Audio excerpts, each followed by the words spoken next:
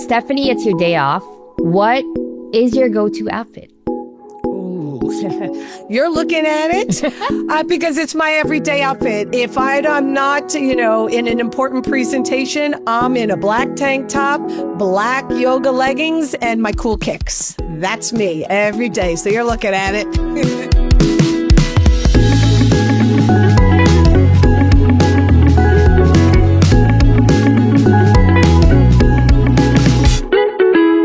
Hey there, and welcome to Impact After Hours, where changemakers sign off from work and log into life. I'm Camila Rente. Today, I'm excited to find out what Stephanie Benedetto, founder and CEO of Aloqia, formerly Queen of Raw, is really like off-duty.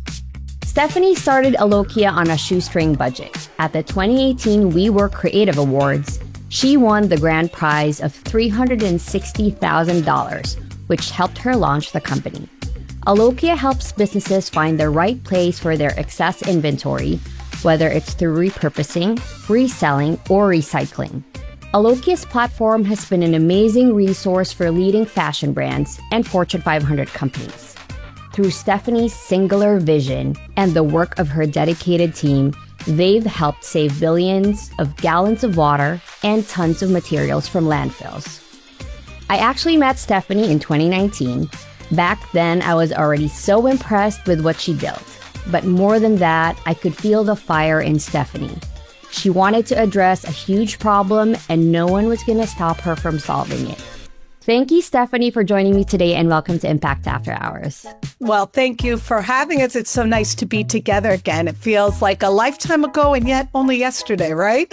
Exactly. And we did this in person. The world had shifted since then. But this I found out, I would say just, right before this interview, we have something in common, Stephanie. Before you started Queen of Raw, now Aloqia, and before I started Human Group Media, you and I both worked as a corporate lawyer, which is, I think there are so many, maybe like shared challenges or shared like perspectives that we might have gained from doing that kind of job. Oh, you bet. I really loved my experience on Wall Street as a corporate attorney. It was definitely so exciting, in 06, 07, before the market crashed, taking companies public, growing and building businesses, and really learning the ins and outs of how companies are made and grow and scale. But then, of course, when the market crashed in 08 and 09, and it kind of got dark on Wall Street, right? And you saw the height of like waste and greed and excess. I think that's when I took my opportunity to really take those learnings, go build a business and go try to change the world. And it's also like the discipline and really the work ethic that you kind of build yourself up to, because it's such a fast-paced work environment. And one thing that doing that type of work and then switching to entrepreneurship is another huge challenge, right? Because there's so much advice, there's so much messaging around how to run your company, and even while you're running your business, you kind of get all that advice from people, But what is one tip or piece of advice that you've given to someone that you would disagree with today? That's a great question. So I think there's something in the early beginnings when I was setting out to build this company. I was hearing from people, and then I always passed it on, where you need to focus on just one thing. Do one really narrow thing really, really well. Be the best of it and let that be your one thing. And while I took that to heart, especially in the early days of Aloqia, formerly Queen of Raw, I would say that what I've learned as we've been growing and scaling is to change that up just a little bit. I think we need to focus on not just doing one thing and doing it well, but focusing on one problem and obsessing over that one problem, right? And because the way you deliver your solution, as we have, going from Queen of Raw to rebranding to Aloqia, going from a marketplace to now software, how we solve this problem of excess inventory has grown. it's changed. We're always innovating, right? Especially in tech and adding features, and the business is expanding. So we want people to think, and we want to think early on really, really big. And then the sky's the limit. So not just doing one thing well, but one problem that you obsess over, but letting things grow and change as they need to over time. Yeah. Going back to your lawyer thing really quickly, I do have to say I loved my time as an attorney. It is where I met my husband and who gave me my two beautiful boys. But he always laughs because there are kind of three things that I really took to heart as an attorney and I use now as an entrepreneur. One is I saved a ton in legal fees early on in the company. So that was yes, very helpful. 100%. And the other two little things that I do still really do today, I book, although it's not in 6-minute increments anymore. My calendar is in like 10 to 15-minute increments. And that kind of organization and prioritizing in the beginning of your day, what you really need to get done, that has helped a lot. And I'm also really crazy about my email. I try to respond within 1 to 2 hours to every email. So those are things I took away from being a lawyer and try to use every day. I knew there were parallels. I am a zero inbox kind of gal. Like I read and respond to emails if, I don't need to. I just make sure that that's like checked off my list, or I put it as read because, I can't have that pile up. Nope. If it piles up, then it doesn't get done and I get distracted. Exactly. So it's the focus, and I can relate to that. But enough about work, because this show isn't about that. We are going to log off, Stephanie, from work, and we are going to get to know you, who you are off the clock. And we will start with our lightning round of seemingly random questions. Are you ready to play with me, Stephanie? I am indeed. Let's go. Chocolate or vanilla ice cream? Oh, vanilla. Vanilla. 100%. Physical book or audiobook? Oh, physical book. If I can't touch it and make notes with a pen, even for personal pleasure, no, I'm not I have to interact with it. We are so old school. Me too. I love touching books. I love the smell of books. I revel in like staying inside a bookshop, just like going through book covers. And, I switched to a Kindle, but I'm still like, it doesn't feel the same. Nope, my kids use their Kindles, but for me, I have to have my books. I got them stacked up right here next to my desk. Okay. A friend messages or texts you. Are you a fast replier or a you'll hear from me in 5 to 8 business days kind of person? Oh, no, I'm an immediate replier, but it is with a short yes or no answer. I don't do this text, voice to memo. I don't write novels. It takes me to say yes or no. What they're writing back paragraphs, but then I delete it immediately because I've responded. And now I know that's my nature. I was going to guess that because of your what you mentioned about your emails. Yeah. Okay. Last question in this round. Best smell out of these 5. Floral, citrusy, mint, woodsy, or ocean breeze? Oh, ocean breeze all the way. I'm a sailor. I will take that over anything, day and night. That's actually the end of the lightning round, but we're going to get into some more fun stuff. What was your first job, like first paying job, and what did you do with your first paycheck? Ooh, so I 2 quick answers. The first paying job, but not a job. I used to sell, there was an apple tree in my neighborhood at a friend's house, and I used to sell applesauce. And I homemade it. I never cooked anything in my life, but I figured out, I made it, I tested the recipe, and I would sell these jars. And it taught me a lot. At the time I started trying to sell it at like $10 to $20 a jar. I learned a little bit about pricing and supply and demand, wow. But I sold it in the neighborhood. And it was a great early experience to understand the value value of a dollar and entrepreneurial thinking. I do come from a family of entrepreneurs. But my first real kind of paying job was as a paralegal on Wall Street before I became a lawyer. I wanted to be a paralegal and get an experience.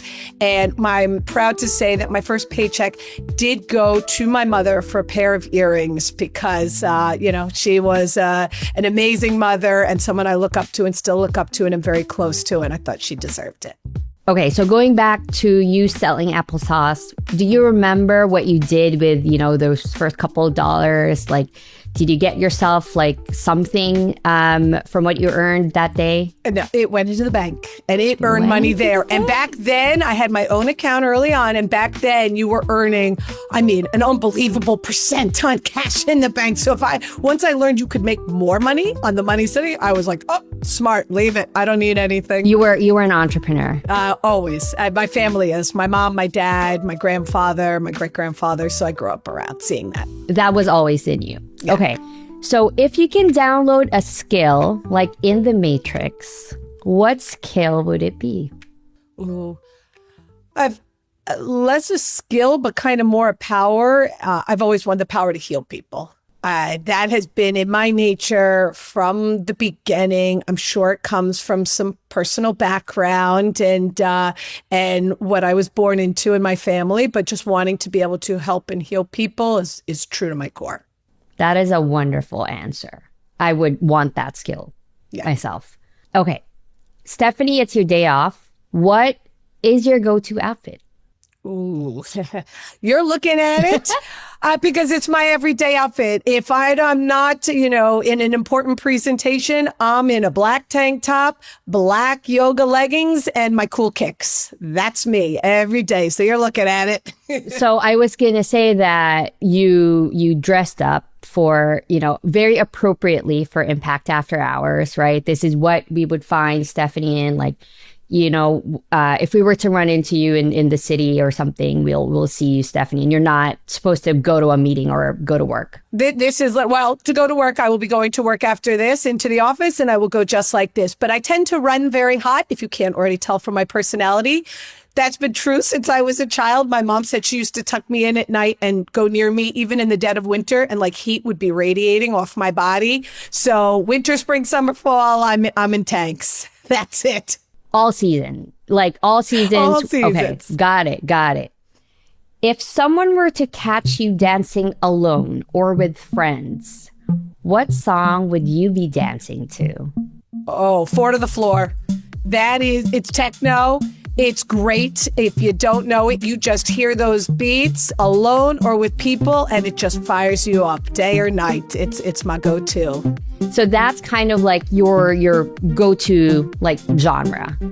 It is my go-to genre. Always has been. I've gotten my kids into it. Really? They love their DJ Marshmello. We play it in the house.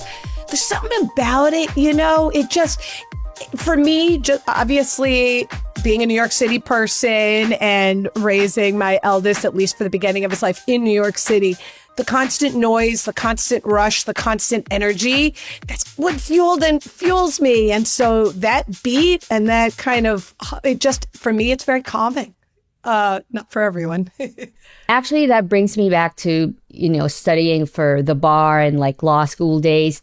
I actually love playing music, like loud music while I'm studying, which is the weirdest thing because people want complete silence, no distractions. But I feel like it helped me memorize more or memorize better. You're probably right. I mean, especially they should do some studies on this, but having raised my eldest for a little bit in New York City, and then we did come out to the suburbs to be closer to family during the pandemic.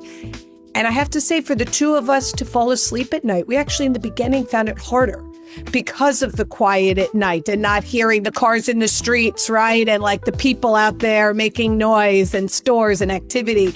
The quiet was actually harder for us to find calm and sleep. So go figure. Okay, so sadly, Stephanie, we are down to our last question, but it's our favorite question to ask here at Impact After Hours.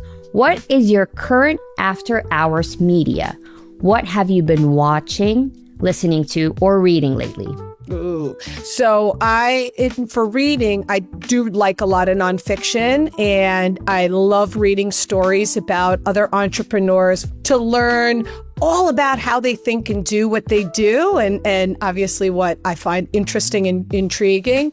For shows, I have to be honest, I watch very kind of sometimes dark, serious, intense shows. Handmaid's Tale is a favorite. I think it's just fascinating to think about and talk about those kind of cultural things. So serious, intense, dark reading. That's where I find my comfort. Serious and intense, they relax you. Yes. Stephanie. Yes, they do. Yes, they do. Well, before we wrap things up, is there anything big that's coming up for you? I mean, I know that there's always something big and there's always something that you're working on, but anything that you want to promote or share with our listeners? Yeah. Well, I'm really excited with everything that we've been doing. Our solution has been very focused on business, B2B, but just know coming soon, there is a way that end consumers and all of you can participate, be a part of something greater and feel empowered. So we're here to support you, and can't wait to share more soon. We will be linking your Instagram. I know you're posting stuff there and your other social media platforms, because I personally had a look last night, and I was like, Stephanie is always up to something great, like big. So if you don't know Stephanie yet, or Aloqia, please check out her work. Thank you. Well, that's it for today's show. Stephanie, thank you so much for kicking it back with me. Thank you for having me. And to everyone out there, just go build great things, make a difference, go change the world.